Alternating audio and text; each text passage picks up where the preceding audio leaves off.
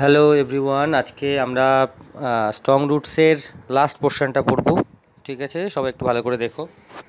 আহ, তাহলে ওই কথাগুলো যখন বললো আর কি, যে বিপদ সবসময় অন্তর্দর্শনের সুযোগ দেয়, প্রত্যেকটা মানুষ হচ্ছে একটা স্পেশাল এলিমেন্ট, এই যে সমস্ত প্রকাশিত স্বর্গীয় যে ব্যাপারগুলো আছে, হ্যাঁ, তারপরে এই যে প্রেয়ারের মধ্যে এমন কোনো কিছুই নেই রহস্যজনক, তখন কালাম বলছে যে why don't you say this, কেন তুমি এই কথাগুলো বলো না টু দ্য পিপল, ওই সমস্ত লোকেদের হু কাম টু ইউ, যারা তোমার কাছে আসে ফর হেল্প অ্যান্ড অ্যাডভাইস, সাহায্য এবং উপদেশের জন্য। মনে আছে তো নিশ্চয়ই সেই কালামের বাবা যখন বাইরে থেকে মানে মসজিদের বাইরে যখন বেরোতো, তখন ওই বিভিন্ন ধর্মের লোকেরা বাটি ভর্তি জল নিয়ে দাঁড়িয়ে থাকতো, ওই জল পোড়া নিয়ে যাওয়ার জন্য, তাদের অসুস্থদের জন্য, হ্যাঁ, তাদের বাড়ির অসুস্থদের জন্য। তো এখানে কালাম সেই প্রসঙ্গেই কথাটা বলছে যে কেন এই সমস্ত কথা তুমি ওদেরকে বলো না, যারা তোমার কাছে এই যে সাহায্য এবং উপদেশের জন্য আসে। আই আস্কড মাই ফাদার, আমি আমার বাবাকে জিজ্ঞেস করেছিলাম। হি পুট হিজ হ্যান্ডস, তিনি তার হাত দুটোকে রাখতেন অন মাই শোল্ডার্স, আমার দুই কাঁধে, অ্যান্ড লুকড, তাকিয়ে থাকতেন স্ট্রেট, সোজা, ইন্টু মাই আইজ, আমার দুই চোখের দিকে।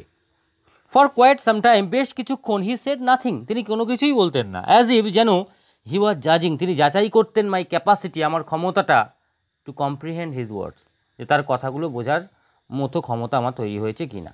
দেন তারপরে হি অ্যান্সার্ড, তিনি উত্তর দিতেন ইন আ লো, একটু নিচু কিন্তু ডিপ ভয়েস, একটা গাম্ভীর্যপূর্ণ গলায়।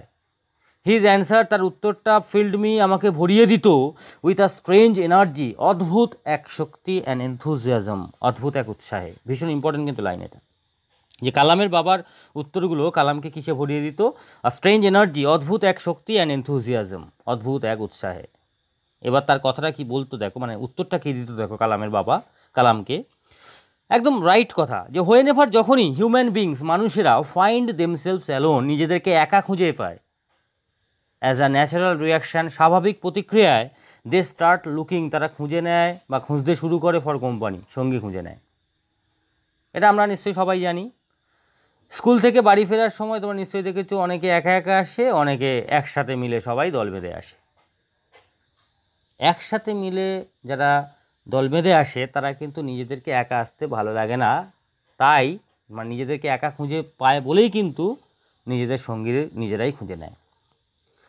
তারপরে কি বলছে, হোয়েন এভার, যখনই দে আর ইন ট্রাভেল, কোনো লোক যদি কোনো সমস্যায় পড়ে, দে লুক ফর সামওয়ান, তারা এমন একজন লোককে খুঁজে নেয়, টু হেল্প দেম, যারা তাদেরকে ওই সমস্যার সমাধানটা করতে পারে।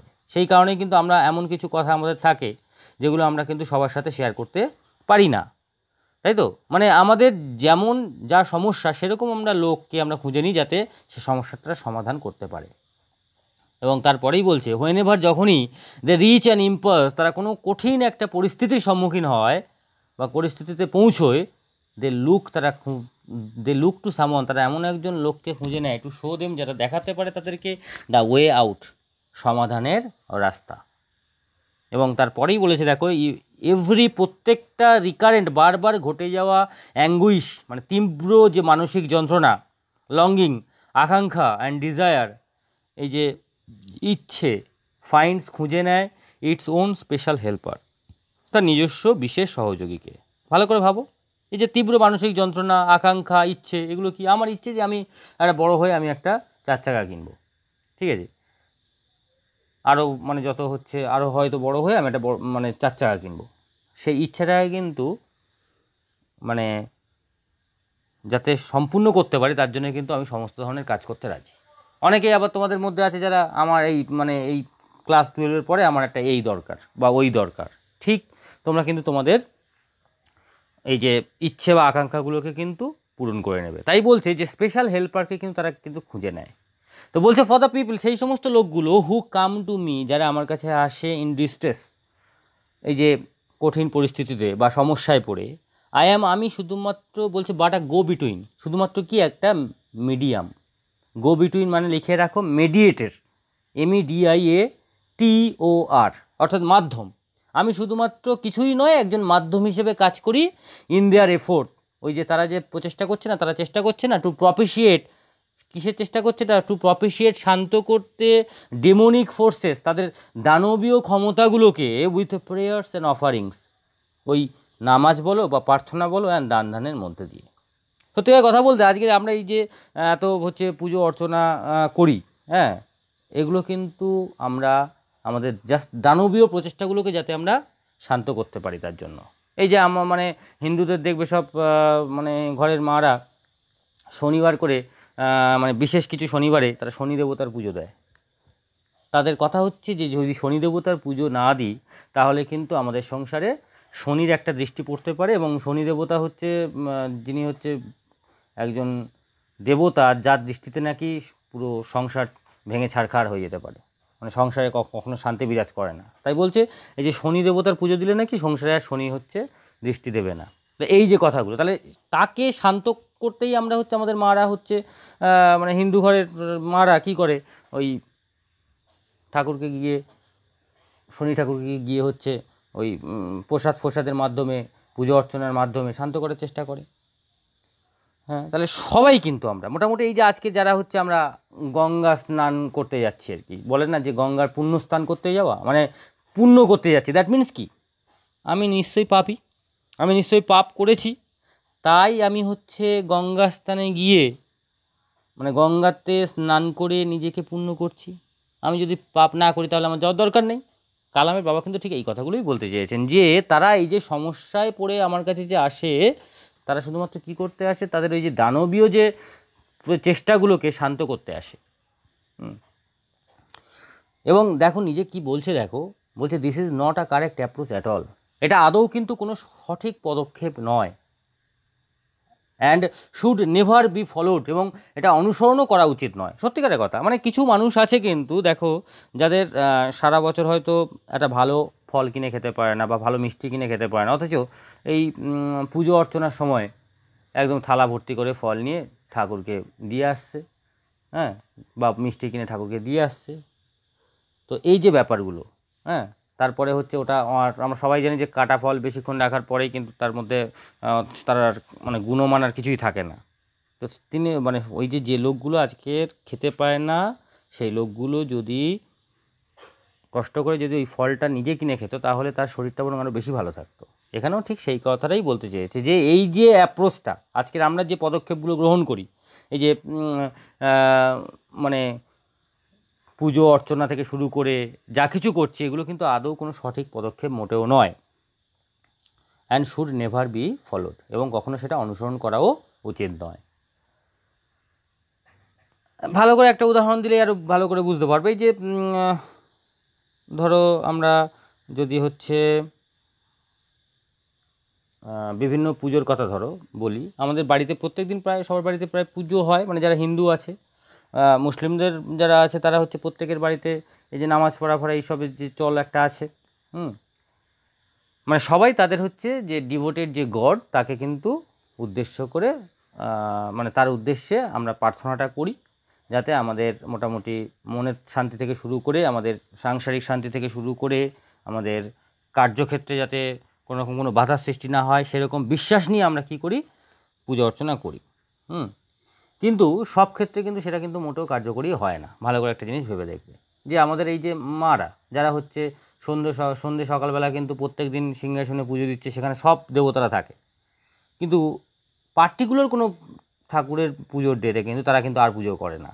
তখন আমরা হচ্ছে ওই মানে পূজারীর সহায়তায় আমরা সেই পূজা অর্চনাগুলোকে করি, ঠিক আছে। তাহলে আমি আমার মানে বলতে চাইলাম যে একটাই কথা, যে প্রত্যেকটা মানুষ সে কী করতে পারে, তার যদি ভগবানকে ডাকতে হয় এমনি নর্মালভাবেই ডাকা যায়, অত এই যে প্রসাদ বা এইসবের মানে ভালো কিছু দিয়ে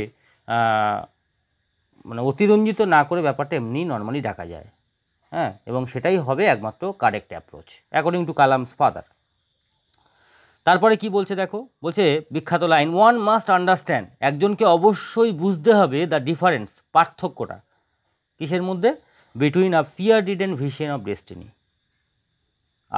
ফিয়ার রিডেন ভিশন ভয় কবলিত দৃষ্টিভঙ্গি, অফ ডেস্টিনি আমাদের ভাগ্যের। ভয় কবলিত দৃষ্টিভঙ্গি কি, দেখো আমরা অনেক জিনিস করি যেগুলো ভয়ে করি। এই যে সরস্বতী পুজো যদি আমরা না করি, অর্থাৎ আমরা যদি সকালবেলা না খেয়ে অঞ্জলি যদি না দিই, আমাদের নাকি আর বিদ্যে বুদ্ধি হবে না। সেটা হিন্দুদের ক্ষেত্রে হয়, তাহলে মুসলমানদের ক্ষেত্রে কী হবে, তাদের তো পার্টিকুলার কোনো হচ্ছে বিদ্যার দেবী সরস্বতী বলে এরকম কোনো ব্যাপার নেই। বা খ্রিস্টানদের ক্ষেত্রে কী হবে, তাদের তো পার্টিকুলার হচ্ছে বিদ্যার দেবী বলে কোনো কিছুই নেই, ওই অল ইন ওয়ান গড। তো এখানে সেটাই বলছে, আমরা যেগুলো করি এগুলো কিন্তু ভয় কবলিত দৃষ্টিভঙ্গিতে করি, মানে ভয়ে করি যে এটা যদি আমরা না করি এটা হবে। এই শনি ঠাকুরকে যদি পুজো না দিই তাহলে কিন্তু আমাদের সংসার এটা হবে, মানে শান্তি বিরাজ করবে না। এই যে ব্যাপারটা, মানে ছোটোবেলা থেকে আমরা যদি এই যে ভূতের ব্যাপারটা যদি আমরা না জানতাম তাহলে কিন্তু আমরা কোনো দিনই ভূত বলে যে একটা ক্রিয়েচার আছে সেটা কিন্তু আমরা মানে উই হ্যাভ নো ফেথ, আমাদের তাহলে কিন্তু বিশ্বাস এটাই কিন্তু আর আমাদের বিশ্বাস হবে না, ঠিক কিনা বলো? তো এখানেও তাই, এখানে কি বলছে, আমরা কিছু জিনিস করি যেগুলো ভয়ে করি। অ্যান্ড দ্য ভিশন, আরেকটা দৃষ্টিভঙ্গি, দ্যাট এনেবলস আস, যেটা আমাদেরকে কী করে তোলে, মানে আমাদেরকে সমর্থ করে তোলে টু সিক, খুঁজে পেতে, দ্য এনিমি, শত্রুতাকে, মানে যে শত্রুটা, প্রত্যেকটা মানুষের মধ্যে একটা করে একটা শত্রু আছে, সেই শত্রুকে খুঁজে পেতে সাহায্য করবে, অফ ফুলফিলমেন্ট, সম্পূর্ণভাবে উইদিন আওয়ারসেলফ, আমাদের নিজেদের মধ্যে, আমাদের প্রত্যেকের নিজেদের মধ্যে কিন্তু একটা না একটা শত্রু ভাবাপন্ন মনোভাব আছে। আমরা সেই প্রকট আর প্রচ্ছন্ন বৈশিষ্ট্যের কথা নিশ্চয়ই বায়োলজিতে পড়েছিলাম, জীবনবিজ্ঞানে। প্রকট মানে কি, যেটা হচ্ছে সামনে সামনে থাকবে, প্রচ্ছন্ন মানে যেটা মানে প্রচ্ছন্ন অবস্থায় থাকবে, মানে ভেতরের দিকে থাকবে। সেই কারণেই তো আজকে ভালো খারাপ ছেলেকে আমরা চিনতে পারি। মানে খারাপ ছেলে তাকেই বলবো যার খারাপ দিকগুলো প্রকট অবস্থায় থাকবে, তার মধ্যে কিন্তু ভালো দিকটাও আছে, সেটা কিন্তু সে প্রচ্ছন্ন অবস্থায় রেখেছে। আবার যারা ভালো ছেলে বলে পরিচিত তারা কিন্তু ভালো দিকটাকে প্রকট করে রেখেছে, তাই সে ভালো ছেলে, আর খারাপটাকে প্রচ্ছন্ন অবস্থায় রেখেছে। তাই বলছে যে ওয়ান মাস্ট আন্ডারস্ট্যান্ড, একজনকে অবশ্যই বুঝতে হবে দ্য ডিফারেন্স, পার্থক্যটা কিসের মধ্যে পার্থক্য, between a fear ridden vision of destiny, আমাদের ভাগ্যের একটা ভয় কবলিত দৃষ্টিভঙ্গি আছে, মানে কোনগুলো আমরা ভয়ে কাজ করি, অ্যান্ড দ্য ভিশন, আরেকটা দৃষ্টিভঙ্গি, দ্যাট এনেবলস আস, আমাদেরকে সমর্থ করে তোলে to seek the enemy of fulfilment within ourselves, আমাদের নিজেদের মধ্যে যে শত্রু আছে সেই শত্রুটিকে খুঁজে বের করা। ওকে, তারপরে কি বলছে দেখো, আই রিমেম্বার, আমার মনে আছে, মাই ফাদার, আমার বাবা, স্টার্টিং হিজ ডে, তার দিনটা শুরু করতেন অ্যাট 4 AM, একেবারে ভোর 4টের সময়, বাই রিডিং দ্য নামাজ, নামাজ পড়ে আর কি, বিফোর ডন, ভোরবেলা। ভালো করে ভাবো তার দিনটা তাহলে তিনি কীভাবে শুরু করতেন, নামাজ পড়ে ভোরবেলা 4টের সময়। আফটার দ্য নামাজ, নামাজের পরে, হি ইউজ টু ওয়াক, তিনি হাঁটতে যেতেন, down to a small coconut Grove, একটা ছোট্ট নারকেল বাগানে, যেটা উই ওন, যেটা আমাদের নিজেদের ছিল, about 4 miles from our home, প্রায় মাইল 4 আমাদের বাড়ি থেকে। তাহলে কটার সময় উঠতেন, 4টের সময় উঠতেন, নামাজ পড়ে কত কত মাইল হাঁটতে যেতেন, 4 মাইল, মনে রাখবে কিন্তু। তারপরে বলছে হি উড রিটার্ন, তিনি ফিরে আসতেন উইথ অ্যাবাউট আ ডজন কোকোনাটস, প্রায় 12টা নারকেল নিয়ে, মানে সব চা রিলেটেড আর কি। 4টের সময় উঠতেন, 4 মাইল যেতেন, আবার 3 4 12টা, দ্যাট মিনস 12টা নারকেল নিয়ে, যেটা কী করা হতো, মানে টাইট, যেটা শক্ত করে বাঁধা থাকতো টুগেদার একসাথে, এবং থ্রোন ওভার, ফেলা থাকতো হিজ শোল্ডার, তার কাঁধে, অ্যান্ড অনলি দেন, শুধুমাত্র তারপরেই, would he have his breakfast, তিনি কী করতেন, তার প্রাতরাশ সারতেন। মনে থাকবে তাহলে, দিস রিমেন, এটাই ছিল হিজ রুটিন, তার দৈনন্দিন জীবন, ইভেন এমনকি when he was in his late 60s, তার 60 বছরের পরেও কিন্তু এরকম জীবন তিনি চালিয়ে গেছেন। এবারে বলছে আই হ্যাভ, আমি থ্রু আউট মাই লাইফ, সারা জীবন ধরে ট্রায়ের চেষ্টা করেছি, টু এমুলেট, খুঁজতে, মাই ফাদার, আমার বাবাকে, ইন মাই ওন ওয়ার্ল্ড, আমার নিজস্ব জগৎ, আমার জগৎটা কোনটা, অফ সায়েন্স অ্যান্ড টেকনোলজি, মানে বিজ্ঞান এবং প্রযুক্তির জগতে আমি আমার বাবাকে খুঁজতে চেষ্টা করেছি। কালামের যে জগৎটা আমি তো আগেই বলেছি, ওনার হচ্ছে বিজ্ঞান এবং টেকনোলজির জগৎ, মানে ওই এয়ারোস্পেস যে ইঞ্জিনিয়ার ছিলেন উনি। আই হ্যাভ এন্ডেভার্ড, আমি চেষ্টা করেছি, টু আন্ডারস্ট্যান্ড, বুঝতে, দ্য ফান্ডামেন্টাল ট্রুথস, ওই মৌলিক যে সত্যিগুলো, যেগুলো রিভেলড, প্রকাশিত হয়েছিল, টু মি, আমার কাছে, বাই মাই ফাদার, কার দ্বারা, আমার বাবার দ্বারা, মানে আমার বাবার যে মৌলিক সত্যগুলো আমার কাছে প্রকাশ করেছিল সেইগুলোকে আমি বুঝতে চেষ্টা করি।